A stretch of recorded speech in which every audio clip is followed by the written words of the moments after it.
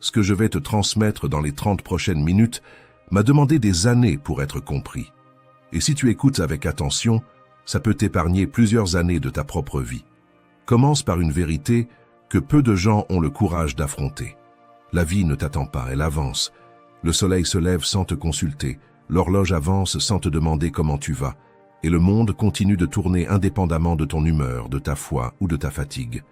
Être prêt ou ne pas être prêt, au fond, ça change peu de choses. Le temps ne négocie avec personne. Il passe, simplement. Chaque matin où tu ouvres les yeux, la vie t'accorde quelque chose qu'elle n'accorde pas à tout le monde. Une chance de plus. Et si tu n'agis pas, la journée se déroule sans toi. Regarde un instant derrière toi.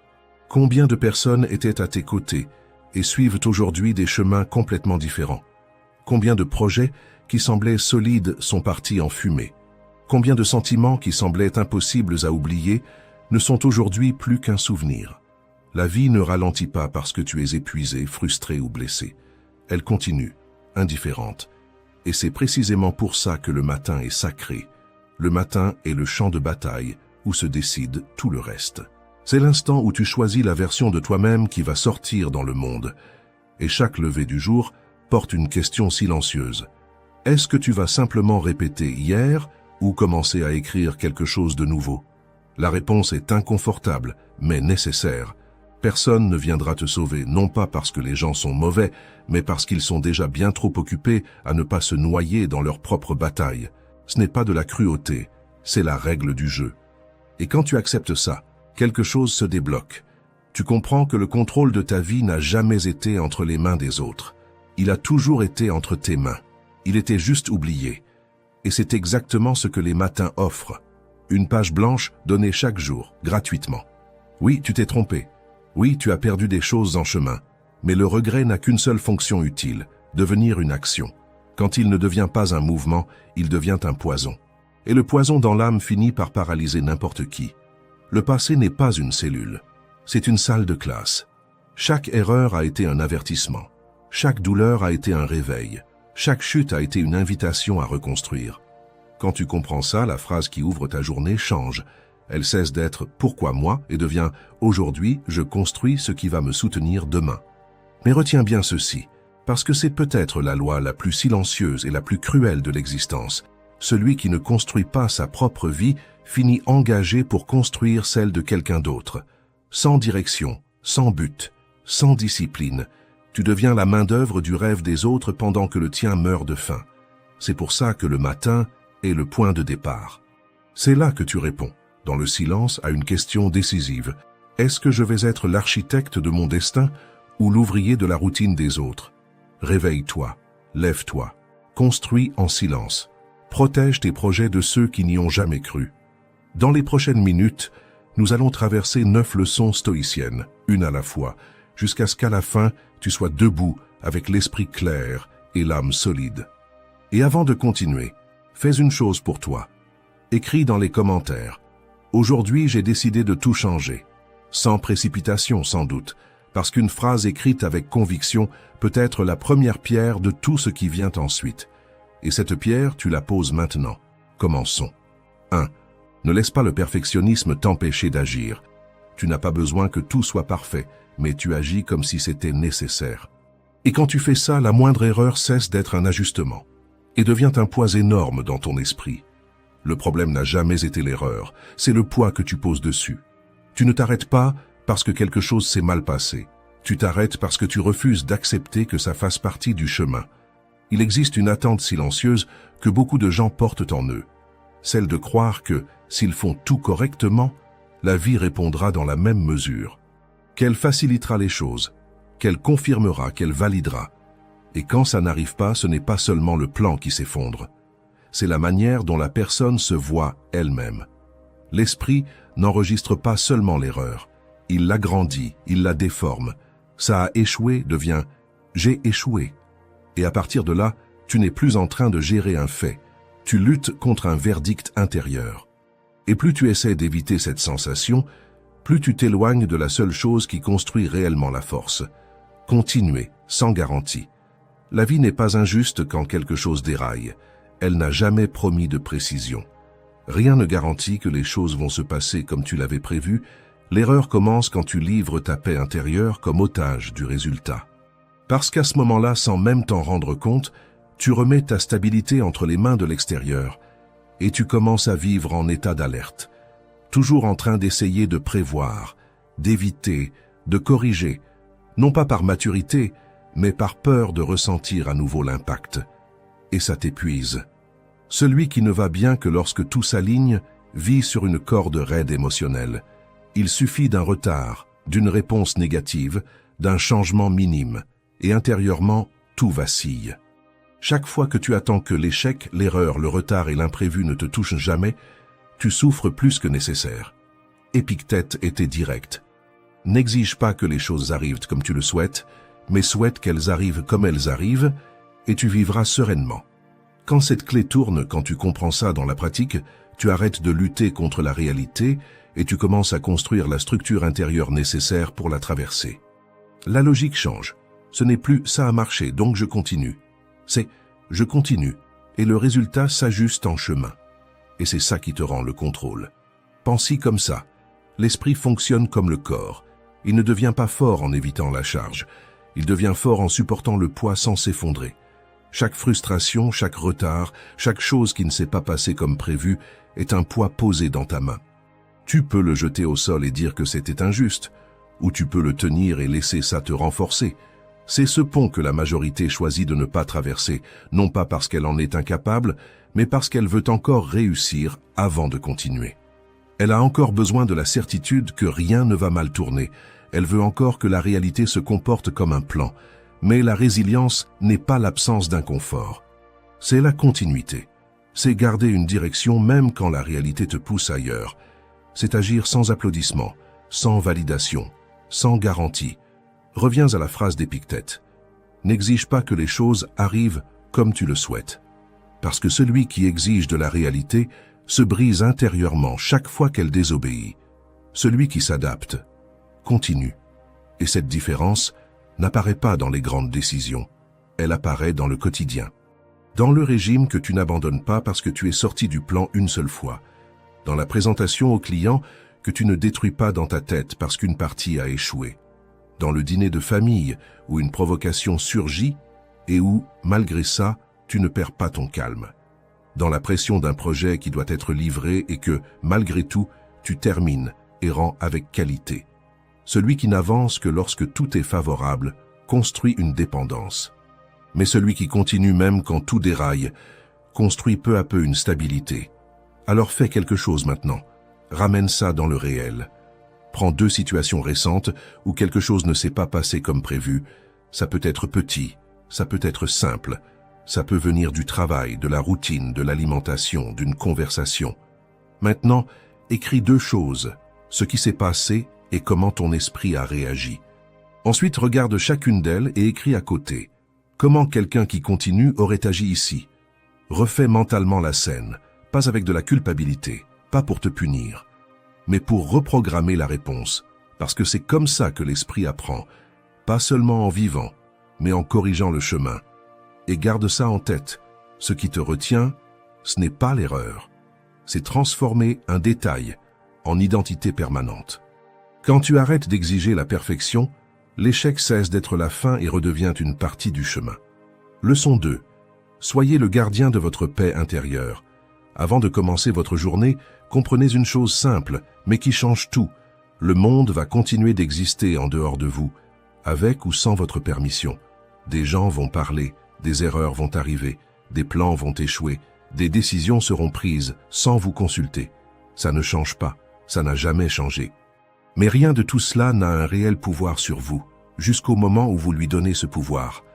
Une offense n'est qu'un son dans l'air, jusqu'à ce que vous décidiez de la porter. Une perte ne vous détruit pas, jusqu'à ce que vous vous définissiez à travers elle. Le monde n'entre pas de force dans votre esprit, il demande la permission d'entrer. Imaginez votre esprit comme une maison. Les situations arrivent comme quelqu'un qui frappe à la porte. Critique, frustration, rejet, imprévu. Mais celui qui décide d'ouvrir, c'est vous. Et plus encore, celui qui décide si tout cela reste, c'est aussi vous. Tant que vous croyez que tout ce qui se passe à l'extérieur a du pouvoir sur vous, vous vivez en état d'alerte. Vous réagissez à chaque commentaire, vous revivez chaque erreur, vous anticipez chaque problème, et sans même vous en rendre compte, vous remettez la clé de votre paix au premier venu qui frappe à votre porte. Et cela fait de vous un otage. Épictète était direct. Ce ne sont pas les choses qui troublent les hommes, mais les opinions qu'ils se font de ces choses. Au moment où vous comprenez cela pour de vrai, le contrôle change de place. Le fait continue d'exister, mais maintenant vous voyez autre chose. L'histoire que vous racontez à son sujet. Et c'est cette histoire qui décide de tout, si vous tenez debout ou si vous vous effondrez. Cela ne veut pas dire devenir une pierre, cela ne veut pas dire arrêter de ressentir. Vous ressentez encore de la colère, vous ressentez encore de la frustration, vous ressentez encore l'impact. Mais l'émotion passe, elle ne s'installe pas. Vous prenez soin de votre dialogue intérieur. Vous remettez en question le premier réflexe. Vous ne croyez pas tout ce que votre esprit vous dit dans la chaleur du moment. Vivre ainsi, c'est comme placer un agent de sécurité à la porte de votre esprit. Tout n'entre pas, tout ne reste pas. La vie continue d'avancer, les défis continuent d'arriver. Mais maintenant, ils trouvent une structure solide. Marc Aurèle a écrit « Vous avez du pouvoir sur votre esprit, pas sur les événements extérieurs. Comprenez cela et vous trouverez la force. » Et c'est ça la vraie force, la seule qu'on ne peut pas vous enlever. Votre calme commence à déranger ceux qui vivent en réagissant à tout, non pas par arrogance, mais parce que votre stabilité expose le désordre intérieur de l'autre, et tout le monde n'est pas prêt à voir cela. Alors faites ceci de manière concrète pendant les 2 prochaines heures. Quand quelque chose arrive, un message, un commentaire, un imprévu, ne répondez pas immédiatement. Arrêtez-vous quelques secondes et séparez 2 choses, ce qui s'est réellement passé et ce que votre esprit a déjà commencé à interpréter. Seulement après cette séparation, vous décidez. Parce que c'est dans cet intervalle que vit le contrôle. Et retenez bien ceci. Le monde peut frapper à votre porte en permanence, mais celui qui décide de ce qui entre, c'est toujours vous. Leçon 3.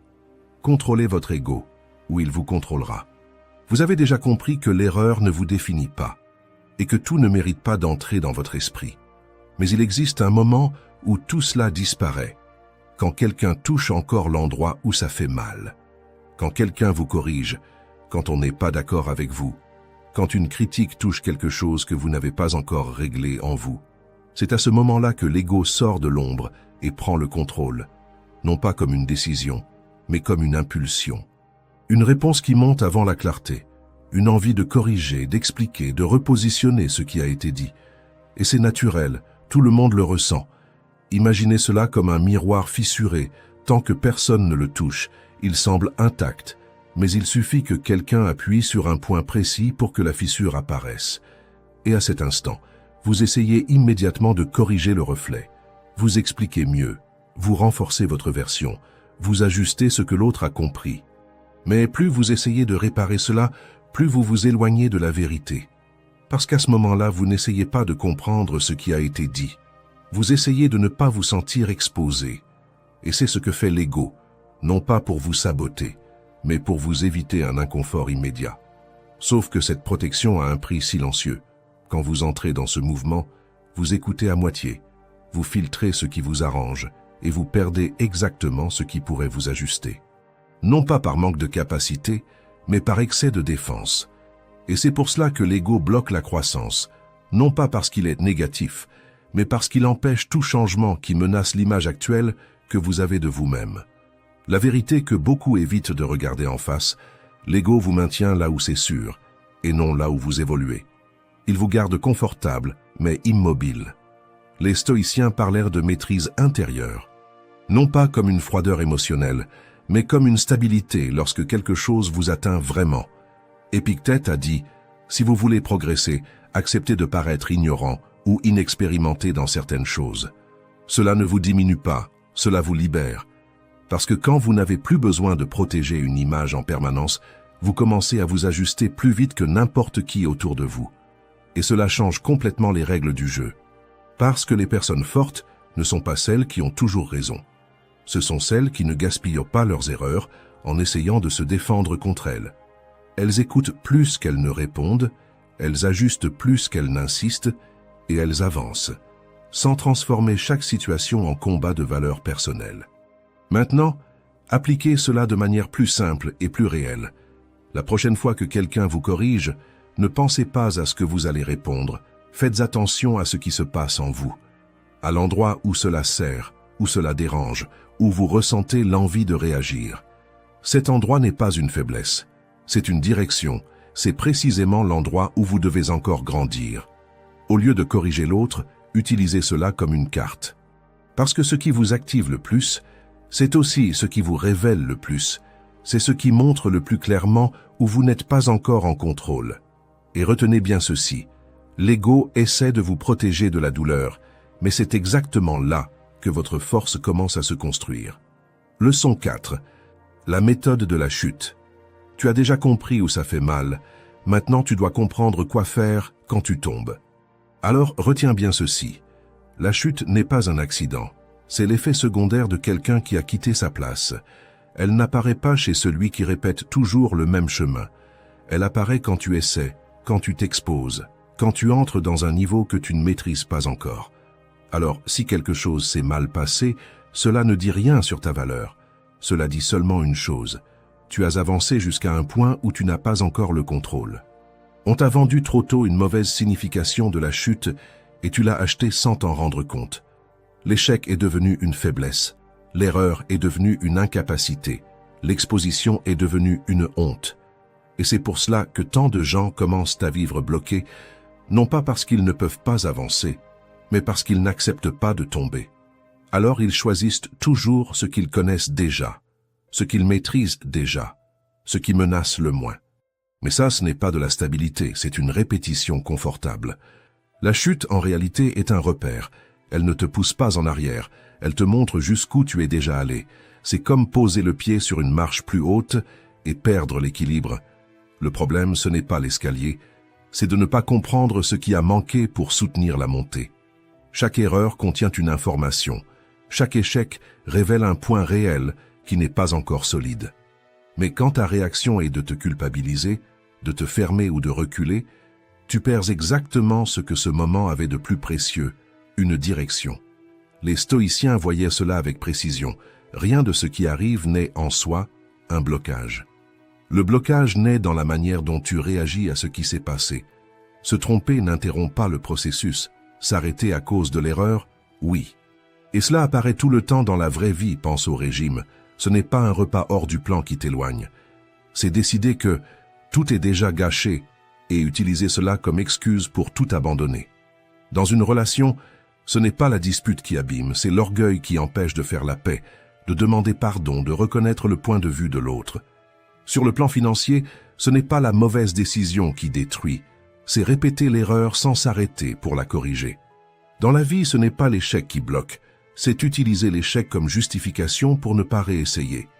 L'erreur est rarement la fin, c'est l'interprétation que tu en fais qui devient la fin. Si tu ne fais que ce que tu maîtrises déjà, tu n'évolues pas. Tu répètes seulement avec plus de sécurité. Et la répétition du même ne construit pas une avancée, elle construit une limite. La chute dérange parce qu'elle révèle. Pas ce que tu veux voir, mais ce que tu ne maîtrises pas encore. Et c'est pour cela que la majorité l'évite, parce que regarder cela demande de la maturité.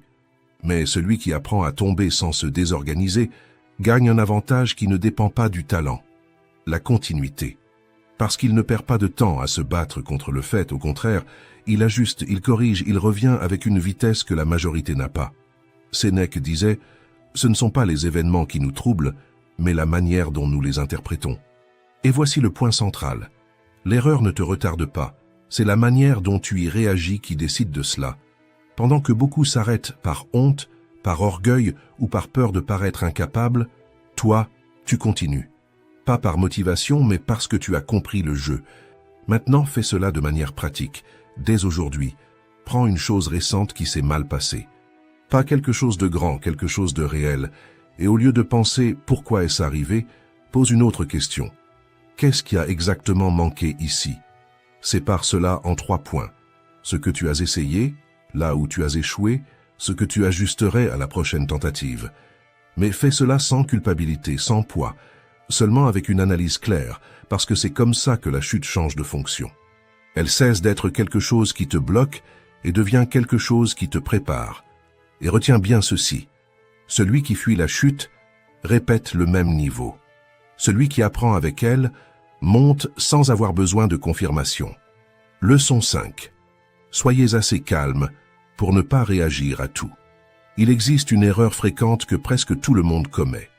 Croire que le calme, c'est de la passivité. Comme si garder le silence, c'était perdre. Comme si ne pas réagir, c'était accepter. Comme si garder son sang-froid, c'était une faiblesse. Mais ce n'est pas du calme, c'est de l'incompréhension. Le calme, ce n'est pas se retenir, c'est ne pas se laisser emporter. Réagir est automatique. N'importe qui réagit quand il se sent provoqué, contrarié ou exposé. Il suffit d'un moment de pression, d'un commentaire, d'un mauvais ton, et l'émotion prend le dessus avant même que la raison arrive. Ça ne demande pas de force, ça demande un manque de maîtrise. Le vrai pouvoir apparaît ailleurs, au moment où vous ressentez tout, et où malgré ça, vous ne bougez pas sous l'impulsion. Pensez à un prédateur, il ne s'agite pas, il ne se précipite pas, il ne gaspille pas ses mouvements. Il observe jusqu'au bon moment et c'est exactement ce que la plupart des gens ne comprennent pas. Un esprit agité veut répondre vite, a besoin de se défendre, veut prouver quelque chose. Mais un esprit calme fait l'inverse. Il retient, il observe, il choisit. C'est comme de l'eau en ébullition. Quand elle est agitée, vous ne voyez rien. Mais quand elle se calme, tout devient visible. Le calme ne change pas ce qui est en train de se passer. Il vous permet de voir ce qui se passe réellement. Et ça change complètement le résultat. Parce que celui qui réagit sous l'impulsion remet le contrôle à l'environnement, à l'autre personne, au moment lui-même. Et parfois, une réaction de quelques secondes détruit quelque chose qui a mis des années à être construit. Être calme, ce n'est pas ne pas se soucier des choses. C'est s'en soucier suffisamment pour ne pas laisser n'importe quel stimulus décider à votre place. Parce que celui qui réagit vit constamment poussé par les événements. Celui qui sait se retenir commence à conduire sa propre vie. Le calme naît dans cet intervalle invisible. Entre le stimulus et la réponse et dans cet espace, il existe quelque chose de rare, le choix. Le calme vous protège, non pas parce qu'il vous éloigne du monde, mais parce qu'il vous empêche de gaspiller votre énergie là où rien ne se construit. Pendant que beaucoup réagissent, s'usent, se justifient, se perdent, vous préservez votre énergie pour mieux décider. Et ça, sur le long terme, change tout. Dans un monde dominé par l'impulsion, celui qui maintient son propre calme n'a pas besoin de s'imposer. Il se démarque. Non pas par le volume, mais par la stabilité. La prochaine fois que vous vous sentirez sous pression, ne fuyez pas, ralentissez simplement. Créez un espace dans votre esprit, comptez mentalement jusqu'à 3 et observez ce que vous avez envie de faire et ce que vous avez réellement besoin de faire, parce que ce n'est presque jamais la même chose. La première réaction soulage, la bonne réponse construit. Et retenez bien ceci, la force ce n'est pas réagir vite, la force c'est avoir assez de maîtrise de soi pour ne pas avoir besoin de réagir vite. Leçon 6. Ne remettez pas votre vie à plus tard. La plupart d'entre nous vivent aujourd'hui une forme de fatigue qui ne vient pas de l'effort, mais de l'accumulation de tout ce que vous avez déjà décidé, sans jamais l'exécuter. Imaginez entrer dans une exposition. Mais au lieu de tableaux accrochés au mur, il y a là toutes vos propres décisions. Des projets que vous avez commencés, des conversations que vous avez évitées, des actions simples qui auraient réglé des choses importantes, et que vous-même avez repoussées en disant « ça peut attendre ». Et le plus fort, ce n'est pas de voir tout ça, c'est de reconnaître que vous le saviez déjà. Parce qu'à chaque fois que vous repoussez quelque chose, même si ça ne paraît pas si grave, même si c'est juste, je le ferai plus tard. Ce n'est pas le bon moment.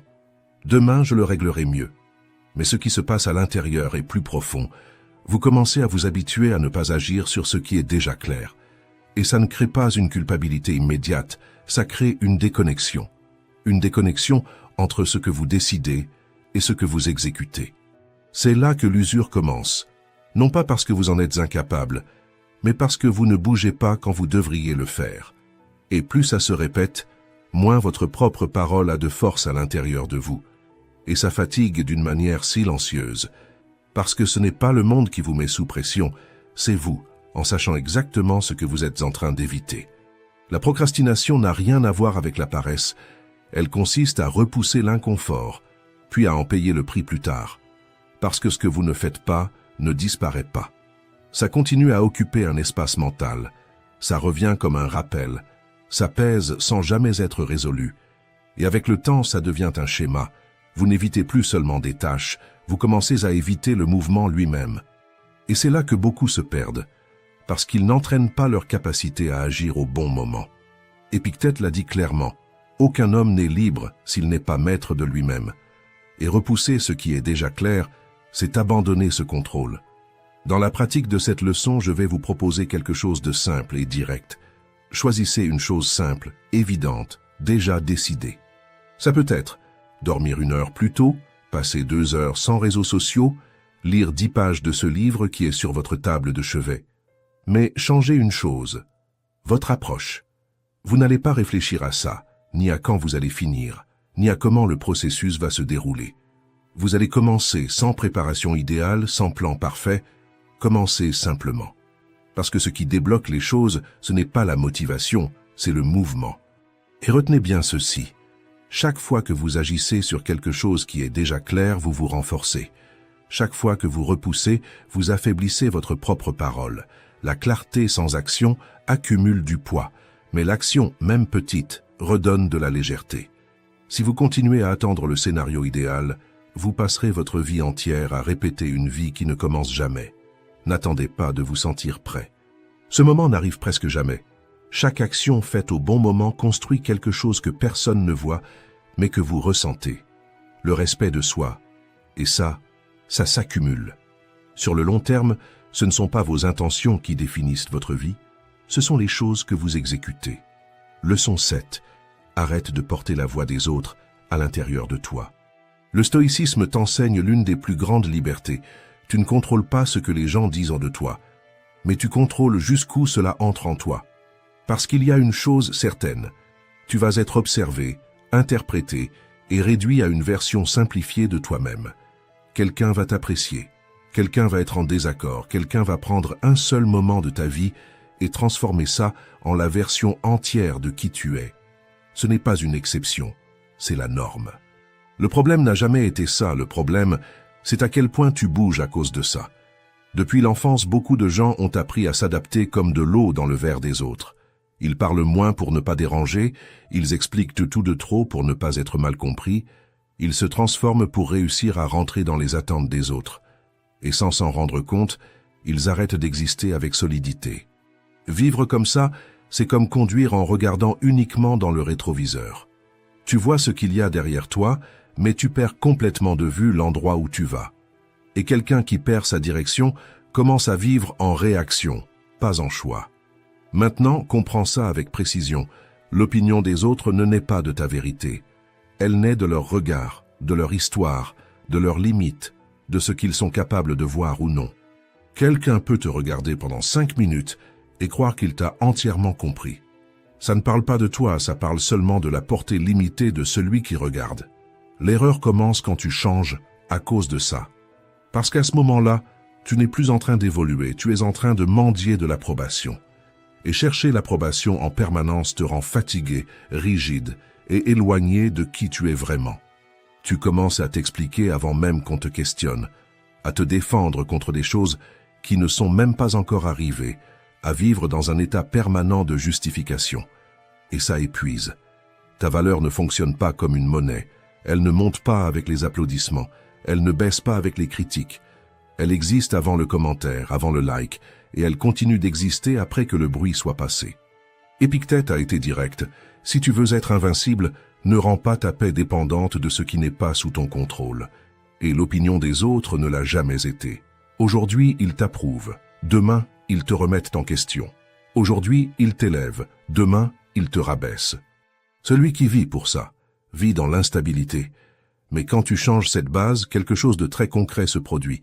Tu arrêtes de t'expliquer en permanence. Tu arrêtes de t'ajuster dans chaque environnement. Tu arrêtes de négocier ton essence à chaque regard.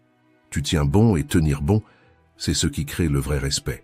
Marc Aurèle l'a dit clairement. Choisis de ne pas te sentir offensé et tu ne le seras pas.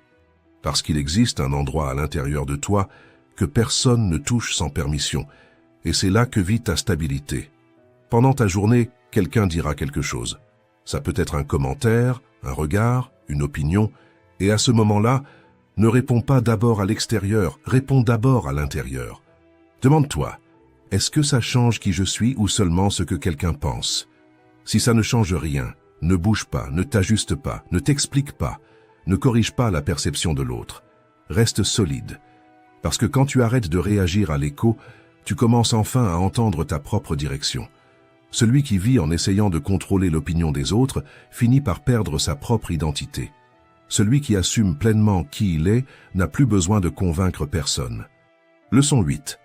Le contrôle émotionnel est une forme de pouvoir. L'émotion n'est pas une identité. Tu ne perds pas le contrôle quand tu ressens quelque chose, tu le perds quand tu te mélanges à ce que tu ressens. La colère apparaît, la peur surgit, la tristesse arrive. Ça ne définit pas qui tu es, ça définit seulement ce qui traverse ton esprit à cet instant. L'erreur commence quand tu transformes un état passager en étiquette. Aujourd'hui, je me suis réveillé mal, deviens, je suis comme ça. Et à partir de ce moment-là, tu commences à agir comme si c'était permanent. Mais ça ne l'est pas. Ressentir ne te définit pas, obéir sans t'en rendre compte. Oui. Ressentir de la colère ne fait pas de toi quelqu'un d'agressif. Ressentir de la peur ne te diminue pas. Ressentir de la tristesse ne te rend pas faible. Mais agir à partir de ça, sans filtre, change tout. Parce que l'émotion n'est pas un ordre, c'est un signal. Elle indique quelque chose. Mais celui qui décide, c'est toi. Pense à ça de manière simple. L'émotion est comme une alarme, elle se déclenche, elle fait du bruit, elle attire ton attention. Mais personne ne vit à l'intérieur d'une alarme, tu l'écoutes et ensuite tu décides quoi faire. Sauf que la plupart des gens ne font pas ça. Ils ressentent la peur et reculent de 2 pas. Ils ressentent la colère et explosent. Ils ressentent l'insécurité et se bloquent. Non pas parce qu'ils y sont obligés, mais parce qu'ils n'ont jamais séparé le fait de ressentir du fait d'agir. Et c'est là que le cycle commence. L'émotion apparaît, devient une décision, puis devient un regret. Les stoïciens étaient très clairs là-dessus. Ce n'est pas ce que tu ressens qui te contrôle, c'est ce que tu fais juste après l'avoir ressenti. Et c'est dans cet intervalle, court, presque invisible, que se trouve le véritable contrôle. Maintenant, visualise ceci. Ton esprit est le ciel, les émotions sont des nuages. Certaines sont lourdes, d'autres passent vite, mais aucune d'entre elles ne devient le ciel. Elles passent toujours. Le problème commence quand tu essayes de retenir le nuage, ou pire encore, quand tu deviens le nuage. Parce qu'à ce moment-là, tu perds ta forme, tu perds ta direction, tu perds ta clarté. Le contrôle de soi, ce n'est pas bloquer l'émotion, c'est ne pas se noyer dedans. Tu ressens, mais tu ne t'abandonnes pas. Tu remarques, mais tu ne te laisses pas entraîner. Tu respires, et tu décides après. Et ça change complètement ta vie. Parce que maintenant, tu peux ressentir la peur et agir quand même. Ressentir la colère et choisir, malgré tout, le silence. Ressentir l'insécurité et quand même prendre position. Ça, c'est de la maîtrise. Et celui qui apprend ça ne vit plus prisonnier de son propre état intérieur. La prochaine fois qu'une émotion forte apparaîtra, peu importe laquelle, n'essaie pas de la contrôler, n'essaie pas de fuir. Fais juste une chose, donne-lui un nom. Ça, c'est de la colère. Ça, c'est de la peur. Ça, c'est de l'insécurité. Et après ça, n'agis pas pendant 5 secondes. Retiens-toi simplement. Parce que quand tu nommes ce que tu ressens, tu t'en sépares. Et quand tu t'en sépares, tu recommences à choisir. L'émotion est une visite. La décision est un commandement. Si tu confonds les deux, tu perds le contrôle. Si tu les sépares, tu reprends le contrôle de ton propre esprit.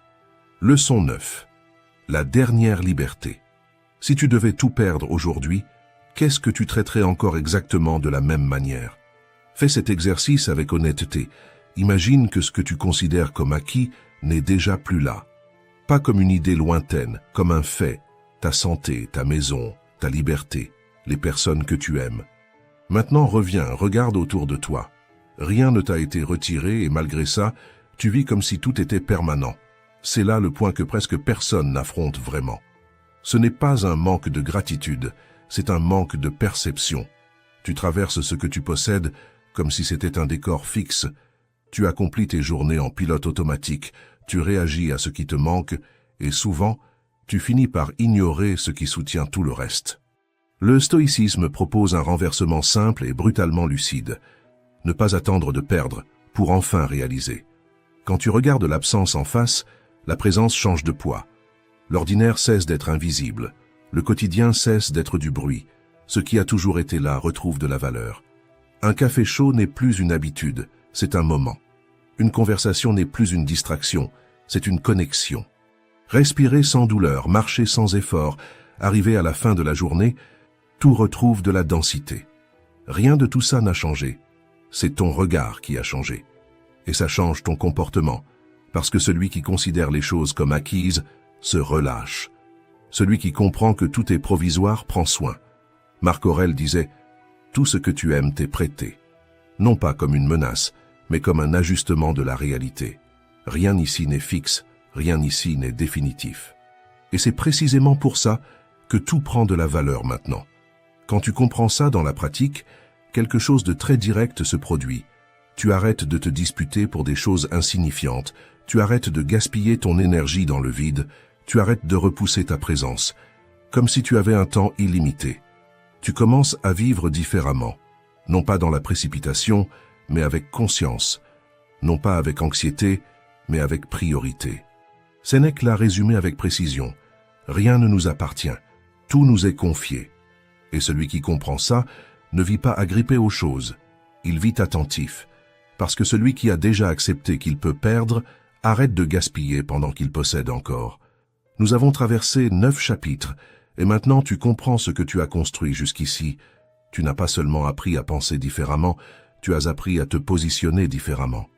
Tu as commencé par comprendre que ce n'est pas l'erreur qui t'emprisonne, c'est le poids que tu lui donnes. Tu as appris que le monde n'envahit pas ton esprit, c'est toi qui décides de ce qui entre. Tu as compris que toutes les réactions ne sont pas de la force. Parfois, ce n'est qu'une défense mal déguisée. Tu as compris que tomber ne te retarde pas, ça t'oriente. Que le calme n'est pas une faiblesse, c'est une maîtrise. Que repousser les choses ne te protège pas, ça t'affaiblit. Que l'opinion des autres ne te définit pas. Elle révèle seulement le regard de celui qui observe. Que l'émotion n'est pas un ordre, c'est un signal.